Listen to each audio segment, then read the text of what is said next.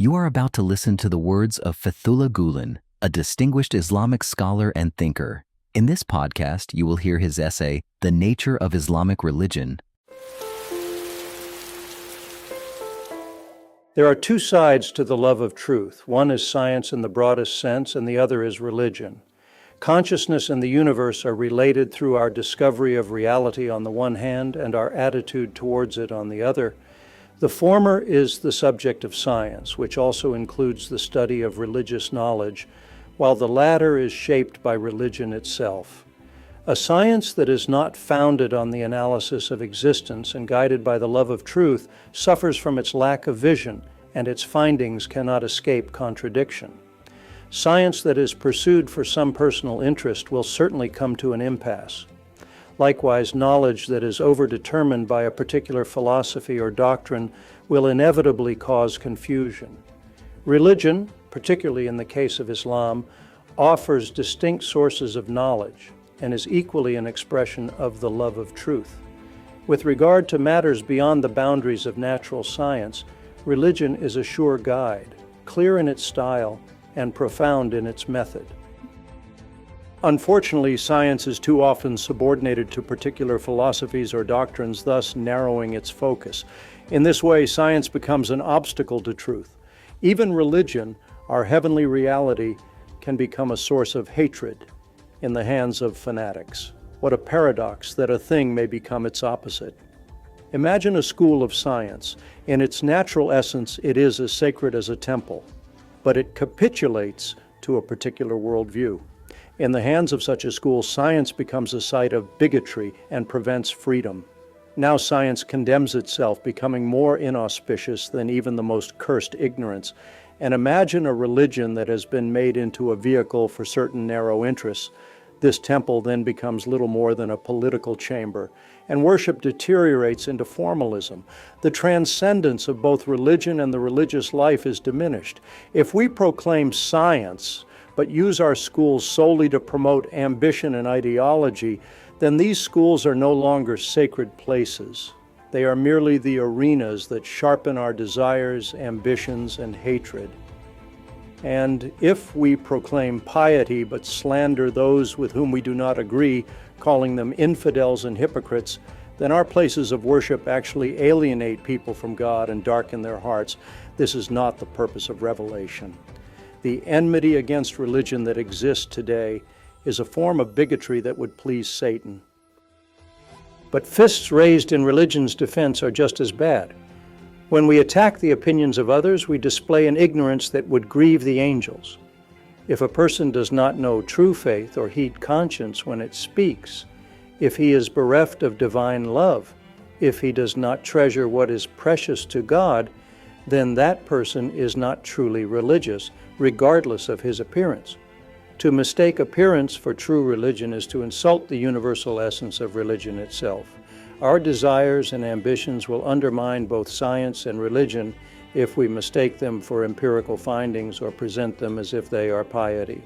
This is our basic human weakness. We desire to appear greater than we are, and we expect to receive more than we deserve.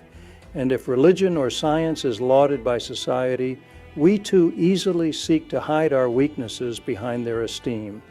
In other words, we use religion and science to fill the gaps in our own character. Against this human weakness, our most powerful armor is the love of truth. Indeed, if there is an elixir that could remove this rust from our minds and hearts, it is the love of truth.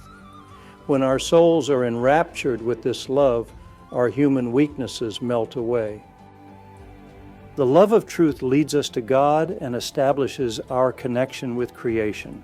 This love was first practiced by the prophets, and it was through their guidance that humanity embraced it. Since the beginning, every prophet of God has led humanity like a commander of love.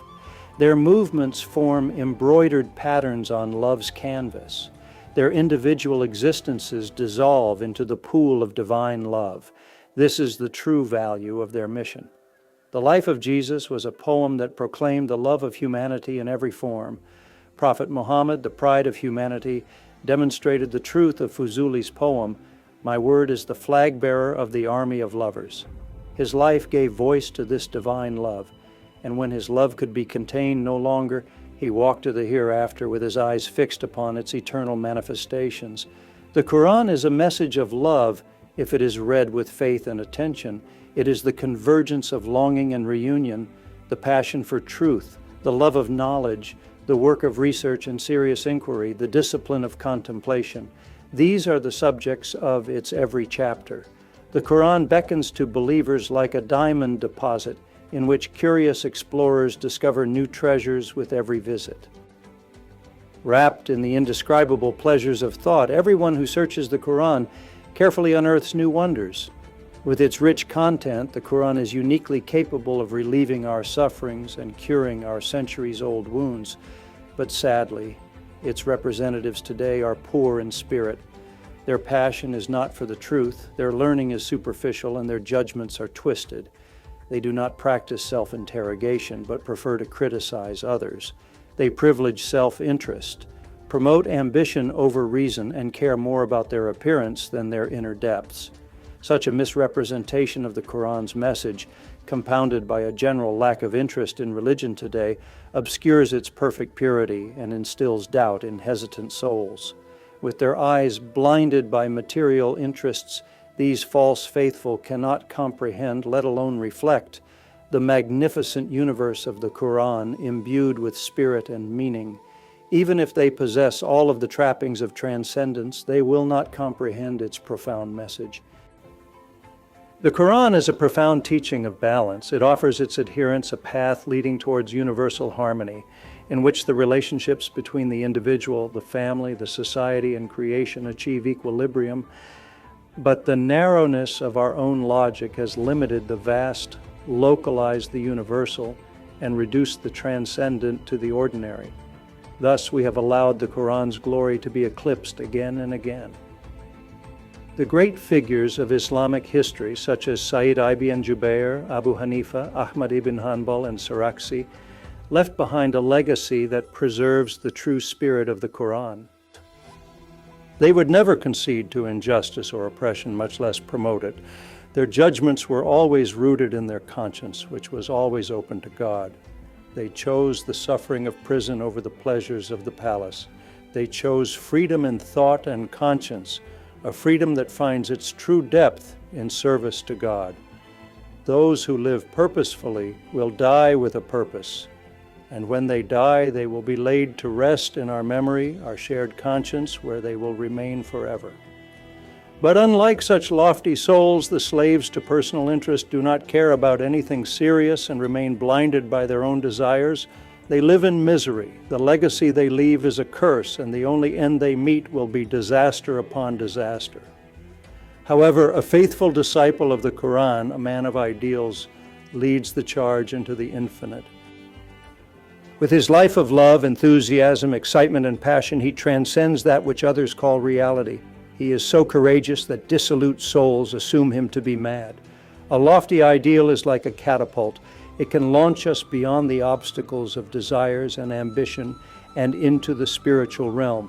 Those who fix their eyes on their ideal will be hurled into orbit like a rocket. They will assume their exalted place in the sight of God. Islam is an abundant spring that sustains this ideal person, and the Prophet is his compassionate attendant. He is the most faithful representative of Islam and its timeless interpreter, for he brings us the interpretations that suit this revelation's heavenly origin. In this regard, he is like a guide indicating to his followers what is most perfect and most human. He is a reformer, a legislator, and a revolutionary, and the doctrine he established will extend far into the future. Whoever does not appreciate the wisdom of the Qur'an or accept the Prophet as its most skillful exegete cannot attain the truth of Islam. In the life of such unfortunate ones, religion is nothing but mythologies and antiquated thinking. It becomes a monstrosity riddled with dross and at odds with its time.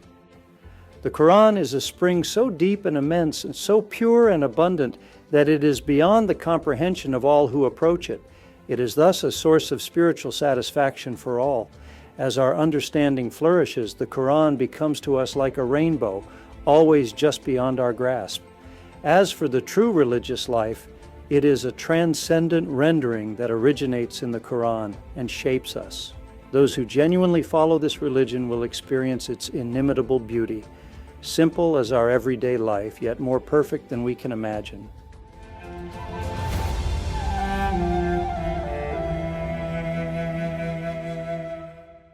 You have just listened to the words of Fethullah Gulen, brought to life through an AI-generated voice.